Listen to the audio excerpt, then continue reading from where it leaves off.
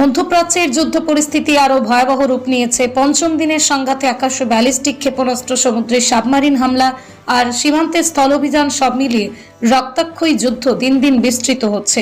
Iran, Israel এবং যুক্তরাষ্ট্রের সরাসরি হামলা, পাল্টা হামলায় নিহতের সংখ্যা হাজার ছাড়িয়েছে। বুধবার একদিনে অন্তত 1000 স্থাপনার হামলা চালায় যুক্তরাষ্ট্র আর মধ্যপ্রাচ্যের বিস্ফোরা দখলদার ইসরায়েল বাহিনীর বিরুদ্ধে নিজেদের কৌশলী অস্ত্র নিয়ে নিঃসঙ্গ লড়াই চালিয়ে যাচ্ছে।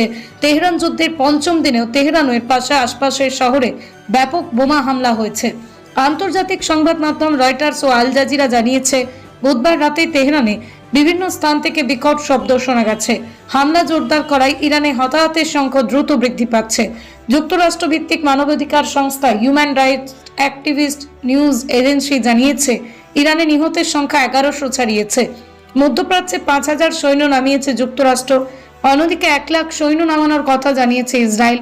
যুক্তরাষ্ট্রে ব্যাপক হামলার বিরুদ্ধে দাঁড়িয়ে পাল্টা হামলা চালিয়েছে ইরান। দেশের ইসলামিক রেভলিউশনারি গার্ড কর্পস দাবি করেছে তারা ইসরায়েলের গুরুত্বপূর্ণ বিমান ঘাঁটি ও রাডার সিস্টেমে আঘাত এনেছে। দিন দিন কমে আসছে সক্ষমতা। এর জবাবে ইরানের রেভলিউশনারি গার্ড কর্পস জানিয়েছে, উন্নত অস্ত্রগুলো এখনো তাদের মজুতে রয়েছে।